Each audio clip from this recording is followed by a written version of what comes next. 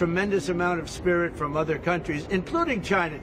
যুক্তরাষ্ট্রের বাজারে শতাধিক দেশের উপর আরোপ করা বর্ধিত শুল্ক গত 9 এপ্রিল 90 দিনের জন্য স্থগিত করেন দেশটির প্রেসিডেন্ট ডোনাল্ড ট্রাম্প।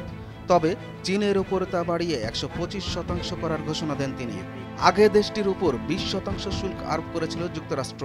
ফলে মার্কিন মার্কেটে চীনা পণ্যের শুল্কের পরিমাণ দাঁড়িয়েছে 145%। 10 এপ্রিল থেকেই যা কার্যকর হয়েছে। পরিপ্রেক্ষিতে পরের দিন চীনের বাজারে মার্কিন পণ্যে 125% শুল্ক আরোপ করেছে দেশটি। বিশ্বের দুই বৃহৎ অর্থনীতির এমন পাল্টাপাল্টি শুল্কে বাণিজ্য যুদ্ধ তীব্রতর হচ্ছে।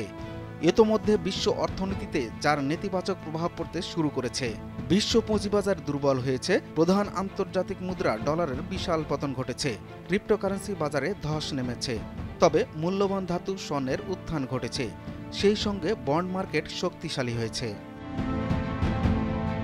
10 এপ্রিল যুক্তরাষ্ট্রের সর্ববৃহৎ স্টক মার্কেট S&P 500 এবং নাসডাক সূচক নিম্নমুখী হয়েছে 1%।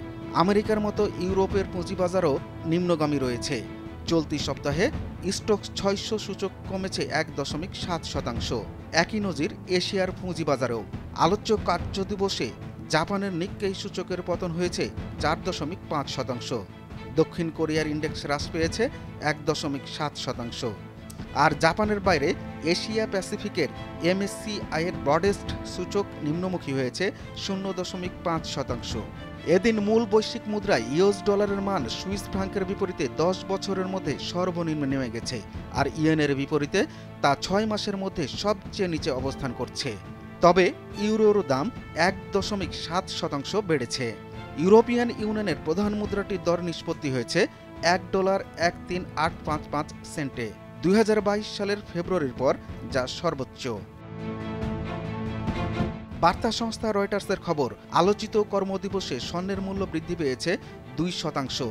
প্রতি আউন্সের দাম $3,237 ছাড়িয়ে গেছে।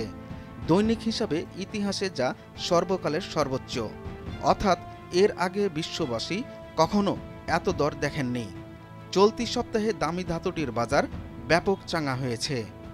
সব মিলিয়ে এ সময়ে বুলিয়ন ঊর্ধ্বমুখী হয়েছে 6%। মূলত ডলারের দরপতন ঘটায় এই ঊর্ধ্বমুখিতা তৈরি হয়েছে। চলমান সপ্তাহে যুক্তরাষ্ট্রে বন্ড বিক্রি ব্যাপক বেড়েছে। সাধারণত অর্থনৈতিক অনিশ্চয়তায় এ হার বেড়ে যায়। এ সময়ে 30 বছর মেয়াদী বন্ড ইল্ড ঊর্ধ্বগামী হয়েছে 4.90%। সাপ্তাহিক ভিত্তিতে 1982 সালের পর যা সর্বোচ্চ।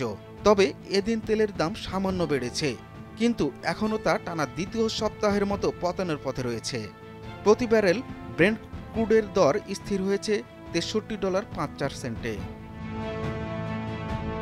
ট্রাম্প বিভিন্ন দেশের উপর নতুন করে শুল্ক আরোপ করায় বিশ্ব অর্থনীতি মন্থর হয়েছিল। পরে তিনি তা স্থগিত করায় আর্থিক বাজার ঘুরে দাঁড়িয়েছিল।